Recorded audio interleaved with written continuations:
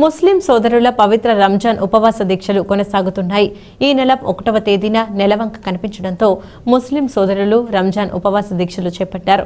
నమాజ్ తర్వాత కఠోర ఉపవాస దీక్షను చేపట్టే ముస్లింలు సాయంత్రం 6 తర్వాత నమాజ్ చేసి ఇఫ్తార్ విందుతో దీక్షను విరమిస్తుంటారు. అందుచేతనే ముస్లింలకు రంజాన్ శుభాకాంక్షలు తెలియపరిచి ఇఫ్తార్ విందు ఇస్తుంటారు. ఇందులో భాగంగా గోపాలపట్నంలో ఎమ్మెల్యే గణబాబు ఇఫ్తార్ విందు ఇచ్చి ముస్లింలకు రంజాన్ శుభాకాంక్షలు తెలిపారు. ఈ కార్యక్రమంలో మౌర్య సింహ, సత్యరాజు, ముస్లిం పెద్దలు పాల్గొన్నారు. అల్లాహు అక్బర్ అల్లాహు అక్బర్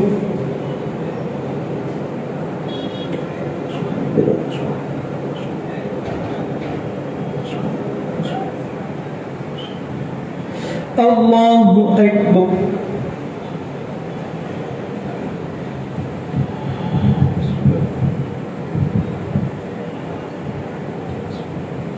تحية الرسول طيبة السلام عليكم ورحمة الله وبركاته السلام عليكم ورحمة الله رسول الله يطلب رسول محمد عبده ورسوله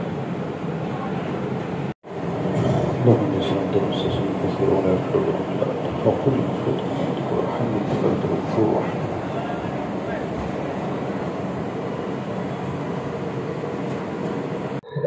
రంజాన్ ఈద్ ముబారక్.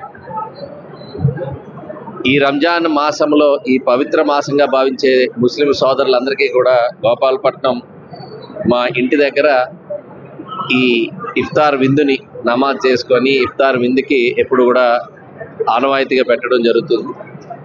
నేను మా ఇంటి దగ్గరలో అంటే ఇంటికి ముందే ఉన్నటువంటి మసీదులో ఉండేటువంటి ప్రార్థనలు వింటూ పెరిగాను నా చిన్నతనం నుంచి, నా బాల్యం నుంచి కూడా.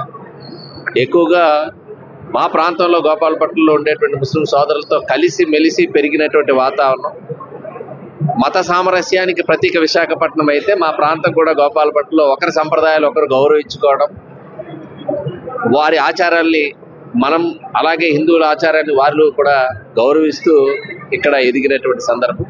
సో ఆ సాంప్రదాయాల ఆ కల్చర్ని మనం కూడా కొనసాగిస్తూ ఎప్పుడు కూడా ఈ ప్రాంతంలో మన విశాఖపట్నమే అయితేనేమి గోపాలపట్నం అయితేనేమి అందరూ కలిసికట్టుగా ఈ కార్యక్రమాలు చేయడం జరుగుతుంది. అందులో భాగంగా ఒకవైపు పండుగలు కావచ్చు, ఇట్లాంటి రంజాన్ పండుగ అనగానే మన ప్రపంచవ్యాప్తంగా చాలా పవిత్ర మాసంగా భావించేటువంటి ఈ ప్రార్థనలు కానీ వారు చేసేటువంటి కఠోరమైనటువంటి ఆ దీక్షలు కానీ, సో ఉపవాస దీక్షలు, వారి ఉపవాస దీక్షల్ని విరమిస్తూ ఈ ఇఫ్తార్ విందును అనేటువంటిది పెట్టడం కూడా ఒక పవిత్రంగా భావిస్తూ ఉంటాను, ఒక సెంటిమెంట్గా భావిస్తూ ఉంటాను.